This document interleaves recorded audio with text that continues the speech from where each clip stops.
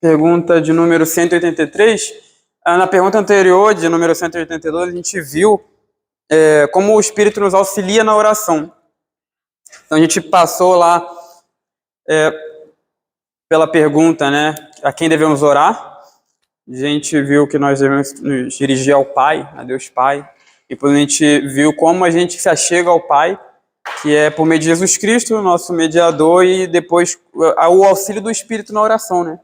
Então perceba que a Trindade está envolvida quando a gente ora. A gente ora ao Pai, na mediação do Filho e pelo auxílio do Espírito Santo.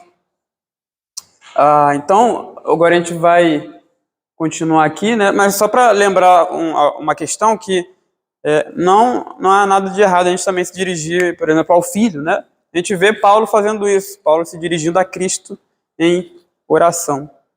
Então, é algo lícito de fazer, mas normalmente você vê na Bíblia as pessoas se dirigindo ao Pai, né? Então, só para deixar claro aí. E agora a gente vai continuar aqui com a pergunta de número 183. Vamos ler aqui então.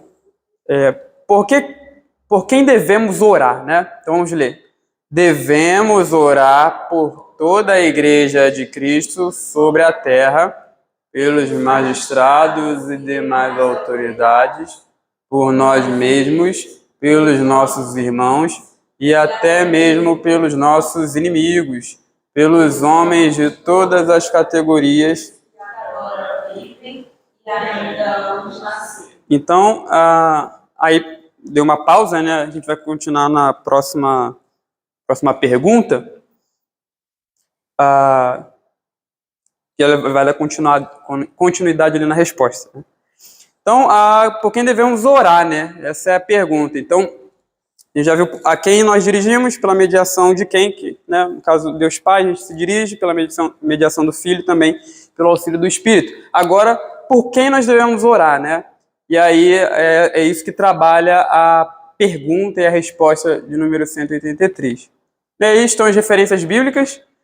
O presbítero Marcelo começou já, né, essa pergunta com vocês, e ele viu aí as passagens, esse primeiro trecho aí. Então, como a gente já viu com o presbítero Marcelo esse trecho, essa parte, a gente vai dar continuidade aqui, né? Por que devemos orar por toda a Igreja de Cristo na Terra? Por causa da nossa unidade em Cristo como família de Deus. Então, a gente tem a nossa igreja local, a gente costumeiramente ora pela nossa igreja local. A gente ora uns pelos outros, né, pelos nossos irmãos aqui que estão perto de nós. A gente tem aqui no nosso boletim uma pequena lista, né, de motivos de oração. E normalmente as pessoas que preenchem essa lista são pessoas da nossa igreja, né? Mas a gente tem que lembrar que a Igreja de Cristo extrapola a nossa igreja local, é algo maior. Então, a Igreja de Cristo não está contida apenas na Igreja Presbiteriana de Caraí, né? A gente tem que lembrar disso. Então, a gente tem irmãos aí espalhados por todo o mundo, e esses irmãos, nós com eles formamos uma unidade em Cristo Jesus como a família de Deus. É o povo do Senhor espalhado pela face da terra. Então, as nossas orações não devem se limitar apenas à nossa congregação local, nem também se limitar à nossa denominação. A gente, como cristão, nós somos presbiterianos. E a Igreja Presbiteriana não é a única denominação que serve a Cristo.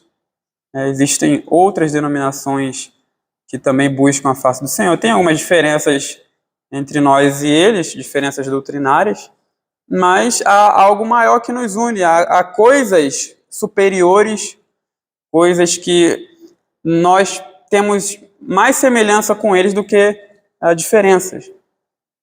E então nós consideramos esses irmãos, essas pessoas, essas outras denominações, melhor dizendo, como denominações que são legítimas, pessoas que de fato servem a Deus, fazem parte do povo do Senhor, estão dentro aí dessa unidade em Cristo Jesus.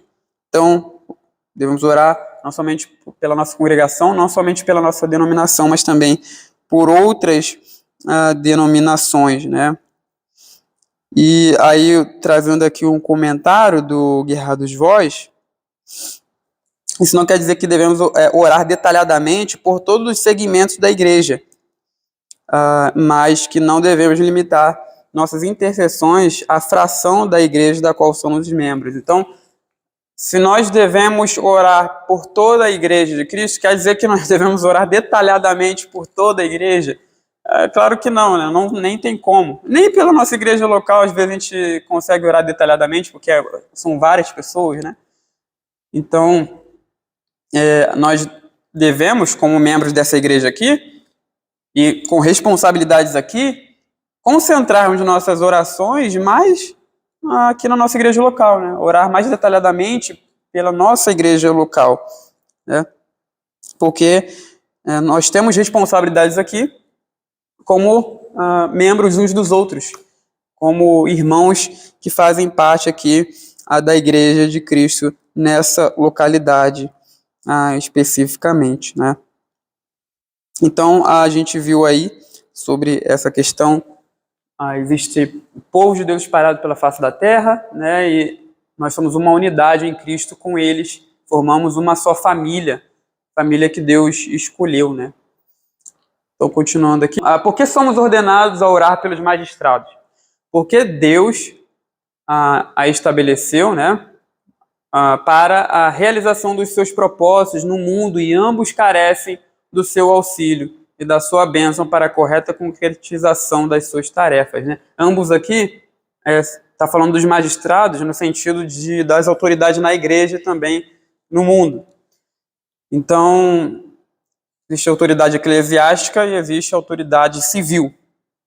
E nós devemos orar por ambas, porque Deus estabeleceu tanto as autoridades eclesiásticas quanto as civis para seu propósito, né? A gente sabe que os diáconos, os presbíteros da igreja, eles zelam pela nossa vida, eles vigiam.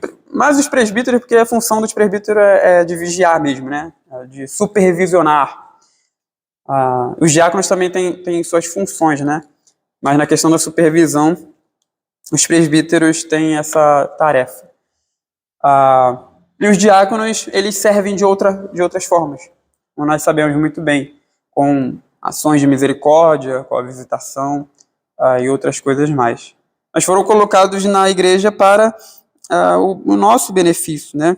E, voltando a falar aqui especificamente dos presbíteros, eles têm o dever de nos guardar das falsas doutrinas, de cuidar, de pastorear o povo do Senhor. Então, Deus cumpre o seu propósito para com a igreja por meio deles também, né?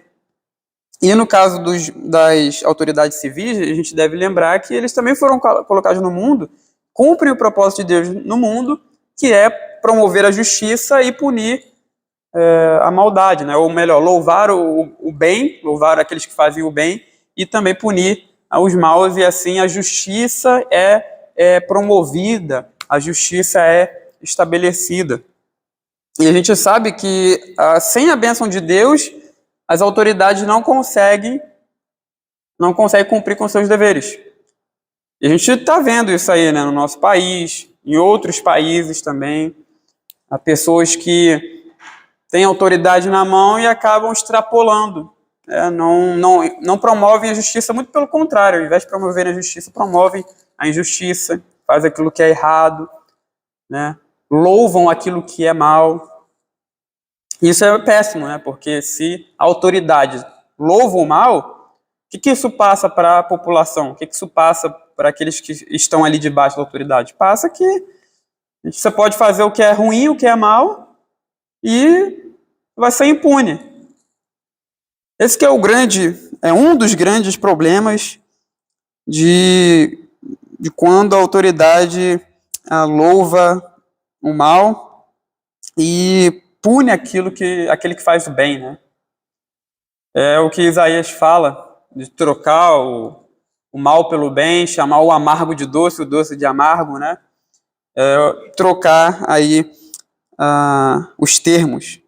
Então, para que haja um bom andamento nas autoridades, no desempenho do serviço das autoridades, tanto na igreja quanto na sociedade, é necessário que a gente rogue a Deus para que Ele abençoe os magistrados, porque sem a bênção de Deus desanda tudo, né?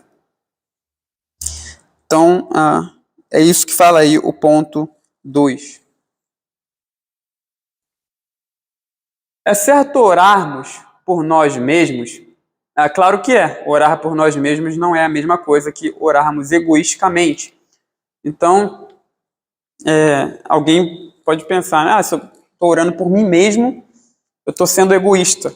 Não necessariamente.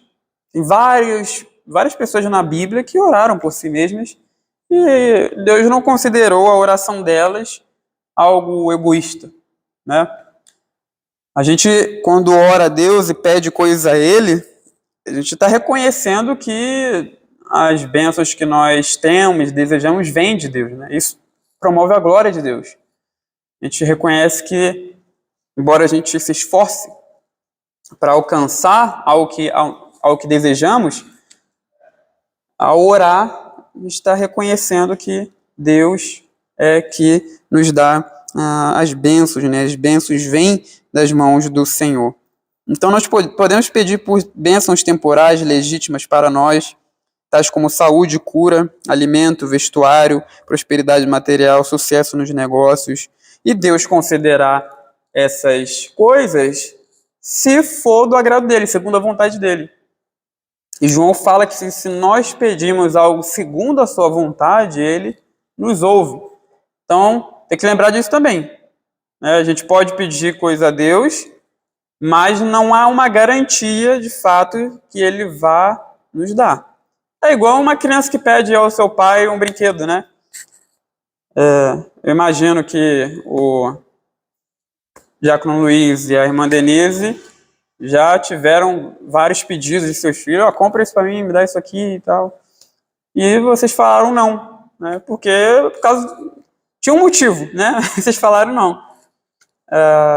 Então, assim, não é porque o filho pede algo ao pai que necessariamente o pai vai dar aquilo. Ele vai dar segundo a vontade dele, né? Se ele tiver condição de dar. Se ele vê que aquilo vai ser bom para o filho, se ele vê que é mal, olha, eu não vou te dar isso porque isso vai te fazer mal. Deus, ele age assim também, né? Então, nós somos filhos de Deus, nós pedimos coisas a ele, mas ele vai nos dar segundo o seu propósito, segundo a sua vontade, né? Mas a gente tem que ter cuidado para não pedir coisas de uma maneira egoísta, né? Abra lá em Tiago 4, 3. Tiago capítulo 4, versículo 3.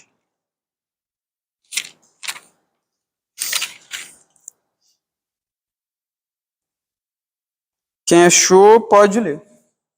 Pedir e não recebeis, mal para esbanjar-lhes vossos prazeres. Então, tá vendo?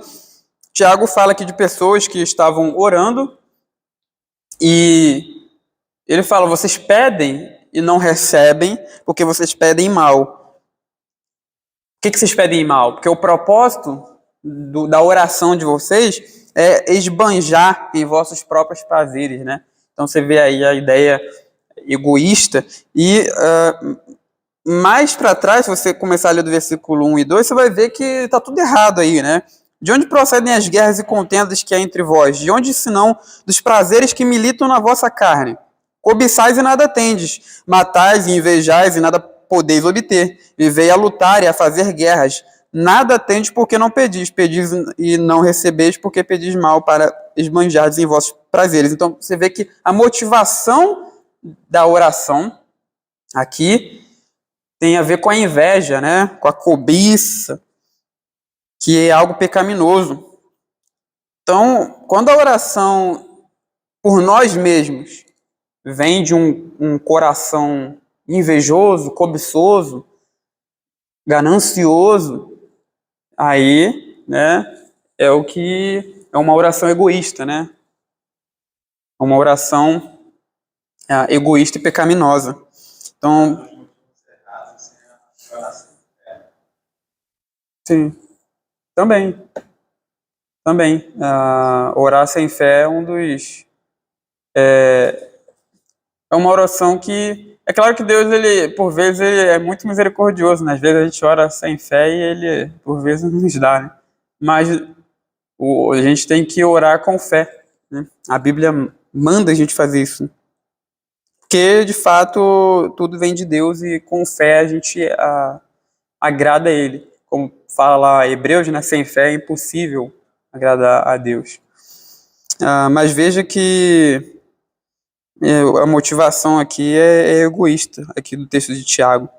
Por exemplo, imagina que um irmão vê outro que, sei lá, ele conseguiu um carro top do ano, né?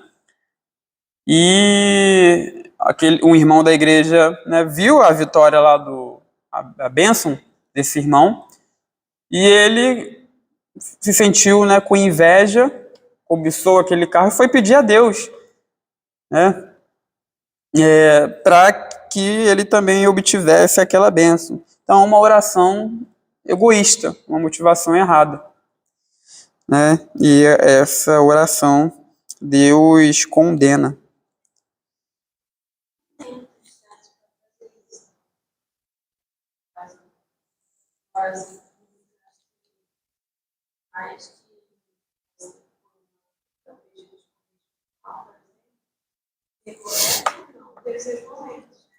Sim.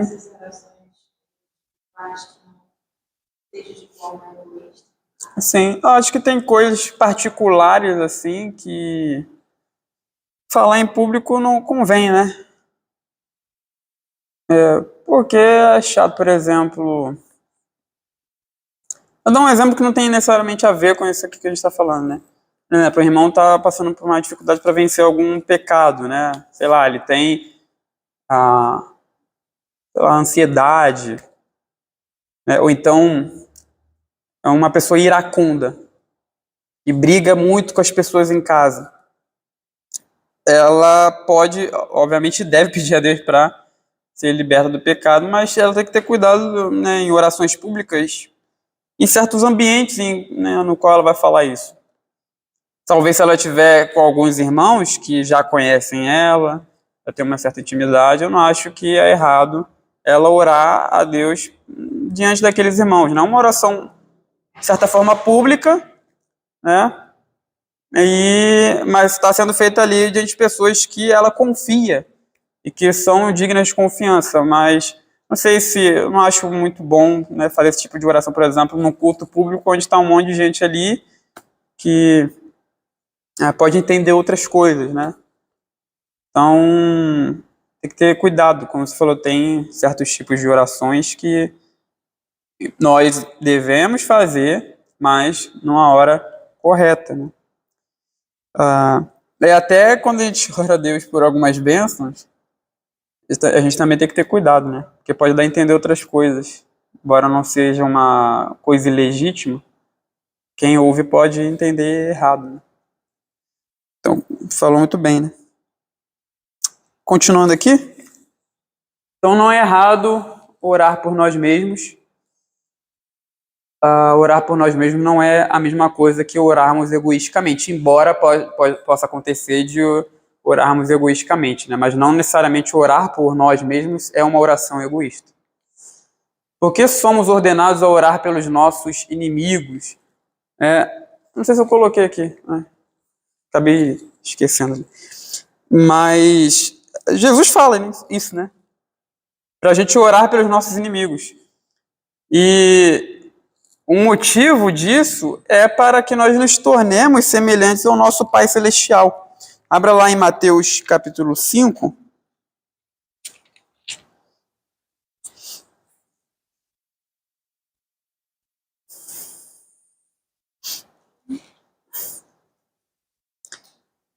Versículo 43, veja aí, ouviste que foi dito, amarás o teu próximo e odiarás o teu inimigo. Eu, porém, vos digo, amai os vossos inimigos e orai pelos que vos perseguem, para que vos torneis filhos do vosso Pai Celeste, porque ele faz nascer o seu sol sobre maus e bons, e vir chuvas sobre justos e injustos. Porque se amardes os que vos amam, que recompensa tendes? Não fazem os publicanos também o mesmo? E se saudardes somente os vossos irmãos, que fazeis demais? Não fazem os gentios também o mesmo? portanto, sede vós perfeitos, como perfeito é o vosso Pai celeste.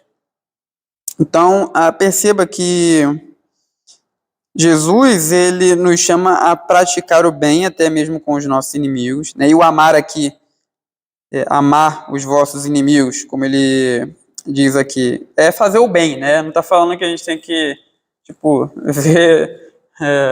ver ou tratar os nossos inimigos como nossos queridinhos, né? Você sabe, pessoa lá que te odeia, arma plano para fazer mal a você, e você, tipo, quer inserir aquela pessoa no teu convívio social. Não é isso que o texto está falando aqui, né? Está falando para fazer o bem a essas pessoas. Isso que é amor. E veja aqui o exemplo que Jesus dá. O Pai Celeste, ele faz nascer o seu sol, o sol que pertence a ele. Por isso a ideia aí do seu sol, o sol é de Deus. Ele faz nascer sobre todo mundo, né? Sobre maus e bons, justos e injustos. Assim também como ele faz vir chuva sobre justos e injustos.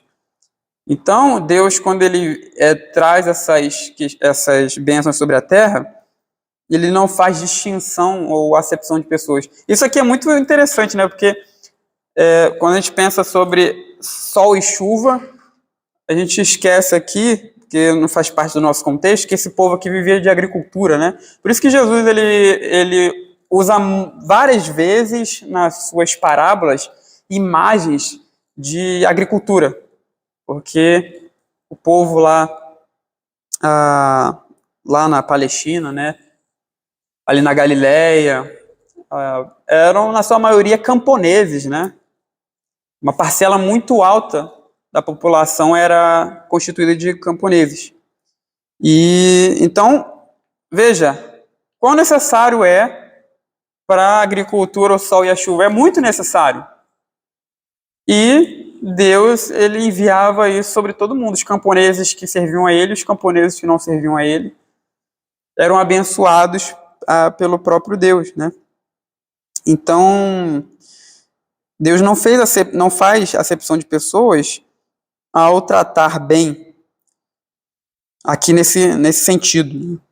Então, Jesus está nos chamando a fazermos a mesma coisa, a praticarmos o bem com os nossos inimigos e também a orar por eles.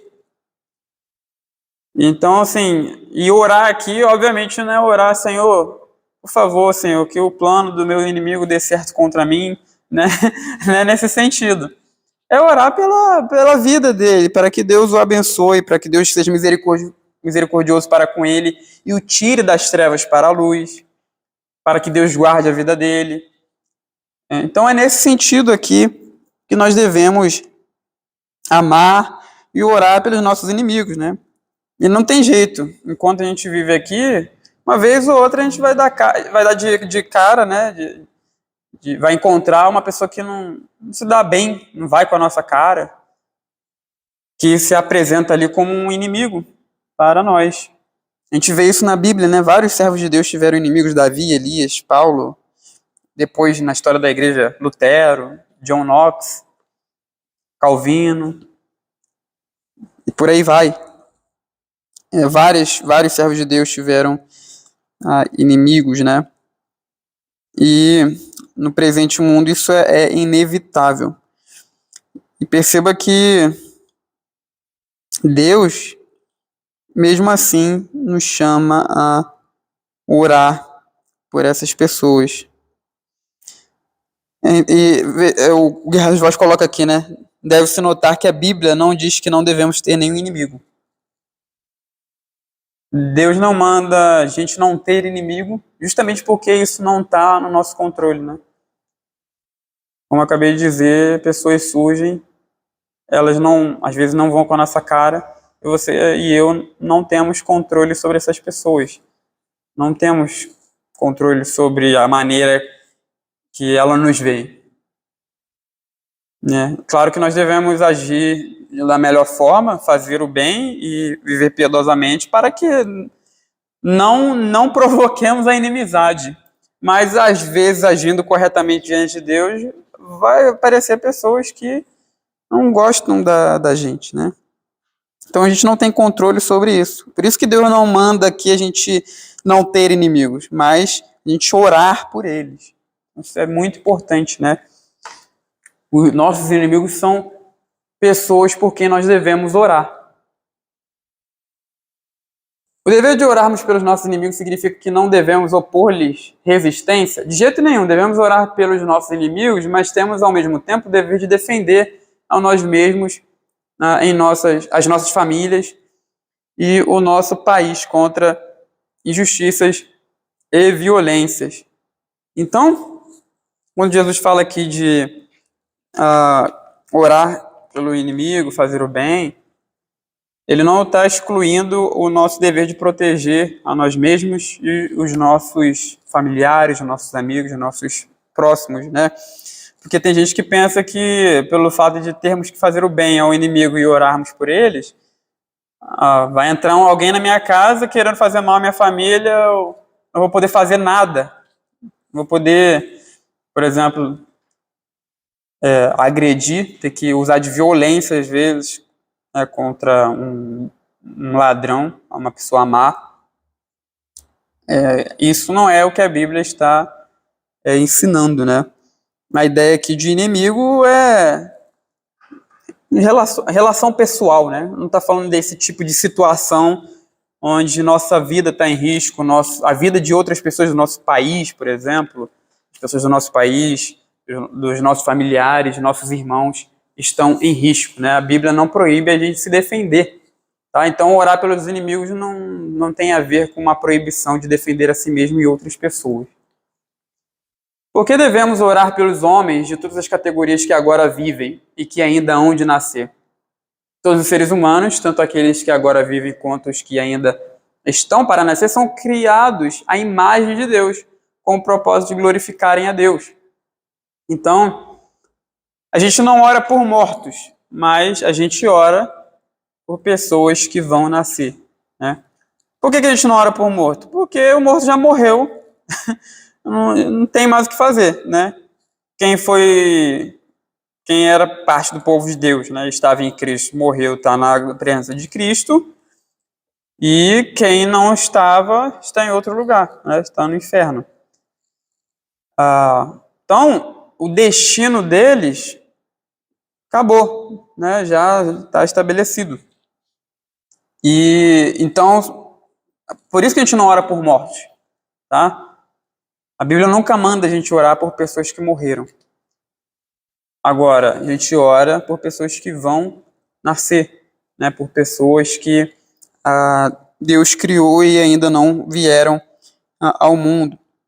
Porque eles são criados à imagem de Deus e também porque eles precisarão tomar uma decisão diante de Cristo, né? Então não é errado, por exemplo, um casal, né, orar pelo seu filho que vai nascer, orar pela conversão dele, pelo destino dele, né? Não é errado, muito pelo contrário, é necessário e se aconselha que se faça isso. Então, muitos dos que vivem e dos que viverão no futuro são também eleitos de Deus, por quem Cristo morreu, e serão salvos no tempo oportuno, tornando-se herdeiros da glória eterna. Devemos orar para que Deus seja glorificado neles e que até o fim dos tempos os seus eleitos sejam feitos um em Cristo.